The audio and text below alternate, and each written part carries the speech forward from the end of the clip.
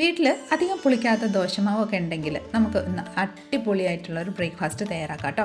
വളരെ ഹെൽത്തി ആയിട്ടുള്ളൊരു ബ്രേക്ക്ഫാസ്റ്റാണ്. അപ്പോൾ പാനിലാണ് നമ്മൾ ഈ ഒരു ബ്രേക്ക്ഫാസ്റ്റ് തയ്യാറാക്കുന്നത്. തീർച്ചയായിട്ടും ഈ റെസിപ്പി നിങ്ങൾക്ക് എല്ലാവർക്കും ഇഷ്ടപ്പെടുന്നതായിരിക്കും. അപ്പോൾ റെസിപ്പി എല്ലാവരും സ്കിപ്പ് ചെയ്യാതെ കണ്ടല്ലോ കേട്ടോ. അപ്പോൾ വേഗമായോ നമുക്ക് ഈ ഒരു അടിപൊളി അപ്പോൾ എങ്ങനെ തയ്യാറാക്കുന്നത് നോക്കിയിട്ട് വരാം. Guys, it's me Soumya. Welcome to Isha spicy tasty world.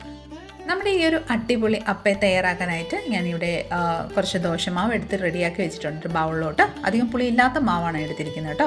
ഇനി നമുക്ക് ഇതിലോട്ട് വെജിറ്റബിൾസ് ആഡ് ചെയ്ത് കൊടുക്കാം. ഞാനിവിടെ ഒരു ക്യാരറ്റ് ഗ്രേറ്റ് ചെയ്തിട്ടുണ്ട്, ഒരു പച്ചമുളക്, ഒരു മീഡിയം സൈസ് സവോള, ഒരു തക്കാളിക്ക, ഈ വക എല്ലാം നൈസായിട്ട് ചോപ്പ് ചെയ്തിട്ടുണ്ട് കേട്ടോ. കുറച്ച് മല്ലിയിലയും കൂടെ ഉണ്ട് കേട്ടോ. അതും കൂടെ ചോപ്പ് ചെയ്ത് നമുക്ക് ഈ വെജിറ്റബിൾസ് എല്ലാം നമുക്ക് ഇതിലോട്ട് ആഡ് ചെയ്ത് കൊടുക്കാം. നിങ്ങൾക്ക് വേണമെങ്കിൽ ഇതിലോട്ട് നമുക്ക് താല്പര്യം അനുസരിച്ച് ക്യാപ്സിക്കം ഒക്കെ വേണമെങ്കിൽ ആഡ് ചെയ്യാം കേട്ടോ. അപ്പം ഞാൻ ഇത്രയും കാര്യങ്ങളൊക്കെ ആഡ് ചെയ്ത് കൊടുത്തിട്ടുണ്ട് വെജിറ്റബിൾസ്. ശേഷം നമുക്കിതിലോട്ട് ആവശ്യമനുസരിച്ച് ഉപ്പും ആഡ് ചെയ്ത് കൊടുത്ത് നന്നായിട്ടൊന്ന് മിക്സ് ചെയ്ത് കൊടുക്കാം. നന്നായിട്ട് ഇതുപോലെ ഒന്ന് മിക്സ് ചെയ്തതിന് ശേഷം നമുക്കിത് മാറ്റി വെച്ച് കൊടുക്കാം. ഇനി നമുക്ക് ഇതിന് വേണ്ടിയിട്ട് ഒരു അടിപൊളി ചട്നി തയ്യാറാക്കാം. അതിനായിട്ടൊരു മിക്സി ജാർ എടുത്തിട്ടുണ്ട്. അതിലോട്ട് ഞാനിവിടെ 1 കപ്പ് കടല നന്നായിട്ടൊന്ന് റോസ്റ്റ് ചെയ്തെടുത്തിട്ടുണ്ട് കേട്ടോ. അത് തൊണ്ട് റിമൂവ് ചെയ്യാതെ തന്നെ നമ്മൾ മിക്സി ജാറിലോട്ട് ചേർത്ത് കൊടുത്തിട്ടുണ്ട്. അതിലോട്ട് ഒരു കുറച്ച് മല്ലിയിലയും കൂടെ നമുക്ക് ആഡ് ചെയ്ത് കൊടുക്കാം. ഇനി നമുക്കിതിലോട്ട് എരിവിൻ്റെ അനുസരിച്ച് പച്ചമുളക് ചേർത്ത് കൊടുക്കാം. ദോശയ്ക്കോ ഇഡ്ഡലിക്കോ എന്തിൻ്റെ കൂടെ നമുക്ക് ഈ ഒരു ചട്നി കഴിക്കാം കേട്ടോ.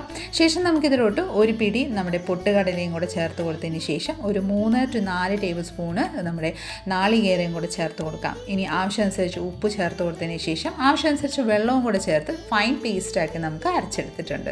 അപ്പോൾ ഇതാ നോക്കിക്കോളും, നല്ല ഫൈൻ പേസ്റ്റാക്കി അരച്ചിട്ടുണ്ട്. ഇനി നമുക്കിതൊരു ബൗളിലോട്ട് ട്രാൻസ്ഫർ ചെയ്ത് കൊടുക്കാം. ബൗളിലോട്ട് ഇതുപോലെ ട്രാൻസ്ഫർ ചെയ്ത് കൊടുത്തതിന് ശേഷം ലേശം വെള്ളം കൂടെ ആഡ് ചെയ്ത് കൊടുത്തിട്ടുണ്ട് കേട്ടോ. അപ്പോൾ നമ്മുടെ ചട്നിയുടെ തിക്നെസ് അനുസരിച്ച് വെള്ളം കൂട്ടുകയോ കുറയ്ക്കുകയോ ചെയ്തിട്ട് അതനുസരിച്ച് നമുക്ക് നന്നായിട്ടൊന്ന് മിക്സ് ചെയ്ത് കൊടുക്കാം.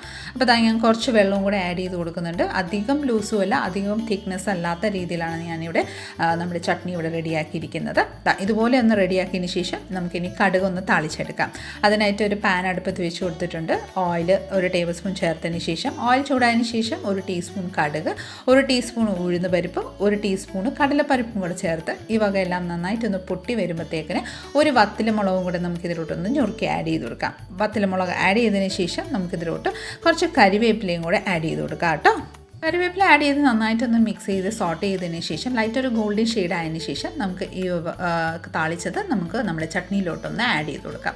അപ്പോൾ വളരെ ടേസ്റ്റി ആയിട്ടുള്ളൊരു നമ്മുടെ ചട്നി ഇവിടെ റെഡി ആയിട്ടുണ്ട്. നന്നായിട്ടൊന്ന് മിക്സ് ചെയ്തതിന് ശേഷം നമുക്ക് ഈ ചട്നി ഒന്ന് മാറ്റി വെച്ച് കൊടുക്കാം. ചട്നി ഒന്ന് മാറ്റി വെച്ചതിന് ശേഷം നമുക്ക് ഇനി അപ്പയുടെ ആ ഒരു ബാറ്ററിലോട്ട് കടുക് താളിച്ചെടുക്കാം. അതിനായിട്ട് നമുക്ക് ഒരു പാൻ അടുപ്പത്ത് വെച്ച് കൊടുക്കാം. 1 ടീസ്പൂൺ ഓയിൽ ചേർത്തതിന് ശേഷം 1 ടീസ്പൂണ് കടുക്, 1 ടീസ്പൂൺ ഉഴുന്ന് പരിപ്പ്, 1 ടീസ്പൂൺ കടലപ്പരിപ്പും കൂടെ ചേർത്ത് നന്നായിട്ടൊന്ന് റോസ്റ്റ് ചെയ്തെടുക്കാം. ലൈറ്റ് ഒരു ഗോൾഡൻ ഷെയ്ഡ് ആയതിനു ശേഷം നമുക്കിതിലോട്ട് കുറച്ച് കരിവേപ്പിലയും കൂടെ ആഡ് ചെയ്ത് അതും കൂടെ നന്നായിട്ടൊന്ന് റോസ്റ്റ് ചെയ്തെടുക്കാം. അപ്പോൾ ഇതാ നന്നായിട്ട് റോസ്റ്റായി വന്നിട്ടുണ്ട്. നമുക്ക് ഈ ഒരു കടുക് താളിച്ചത് നമ്മൾ ബാറ്ററിലോട്ടൊന്ന് ആഡ് ചെയ്ത് കൊടുക്കാം. ബാറ്ററിലോട്ട് ഇതുപോലെ ആഡ് ചെയ്തതിന് ശേഷം നന്നായിട്ടൊന്ന് മിക്സ് ചെയ്ത് കൊടുക്കാം. ഈ ഒരു താളിച്ചത് ആഡ് ചെയ്യുമ്പോൾ തന്നെ നമ്മുടെ ഈ ഒരു അപ്പയ്ക്ക് പ്രത്യേക ഒരു ടേസ്റ്റാണ് കേട്ടോ. അപ്പോൾ താളിച്ചെടുക്കാൻ വേണ്ടിയിട്ട് മറക്കല്ല്. അപ്പം നന്നായിട്ടൊന്ന് മിക്സ് ചെയ്തതിന് ശേഷം നമുക്കിനി അപ്പയൊന്ന് റെഡിയാക്കാം. അതിനായിട്ട് ഞാൻ നമ്മുടെ ഉണ്ണിയപ്പത്തിൻ്റെ അപ്പ പാൻ എടുത്തിട്ടുണ്ട്. അതിലോട്ട് കുറച്ച് നെയ്യോ ഓയിലോ ഒന്ന് സ്പ്രെഡ് ചെയ്ത് കൊടുക്കാം. ഞാനിവിടെ ഓയിൽ സ്പ്രെഡ് ചെയ്ത് കൊടുക്കുന്നുണ്ട്. ഇതുപോലെ ഓയിലൊന്ന് സ്പ്രെഡ് ചെയ്ത് കൊടുത്തതിന് ശേഷം ഒരു സ്പൂൺ വെച്ച് ബാറ്റർ ഇതുപോലെ നമുക്ക് ഒഴിച്ചു കൊടുക്കാം. നമ്മൾ ഉണ്ണിയപ്പമൊക്കെ തയ്യാറാക്കുന്ന രീതിയിൽ തന്നെ നമുക്ക് ബാറ്റർ ഒന്ന് ഒഴിച്ചു കൊടുക്കാം. ഇനി ലോ ഫ്ലെയിമിൽ വെച്ച് നമുക്ക് ലിഡിറ്റ് ക്ലോസ് ചെയ്ത് ഒരു 5 to 8 മിനിറ്റ് നമുക്കൊന്ന് വേവിച്ചെടുക്കാം. അപ്പോൾ ഇതാ നോക്കിക്കോളൂ, ഏകദേശം മേൾവശം നന്നായിട്ടൊന്ന് ഡ്രൈ ആയിട്ട് ടെക്സ്ചർ ആയിട്ടുണ്ട്. അതായത് ഒട്ടലൊന്നും ഇല്ലാത്ത പരുവത്തിൽ. ഇനി നമുക്ക് പതിയെ ഇതൊന്നും മറിച്ചെടുക്കാം.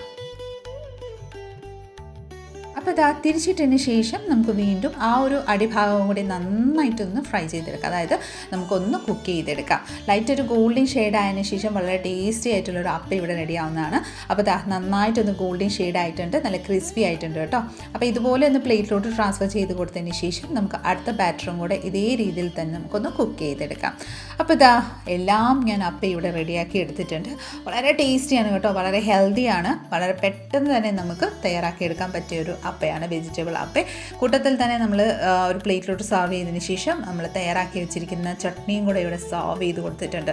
ഈ ഒരു ചട്നി ഇതിൻ്റെ ഒപ്പം കഴിക്കാൻ വളരെ നല്ല കോമ്പിനേഷനാണ് കേട്ടോ, നല്ല ടേസ്റ്റിയാണ്. നിങ്ങൾ ഒരു തവണ തയ്യാറാക്കി കഴിഞ്ഞാൽ നിങ്ങൾക്ക് ഇതേ സെയിം രീതിയിൽ കഴിക്കാം. ദോശമാവ് ഉണ്ടെങ്കിൽ നിങ്ങൾ ഇതേ തന്നെ ഉണ്ടാക്കും കേട്ടോ, അത്രയ്ക്ക് ടേസ്റ്റിയാണ്.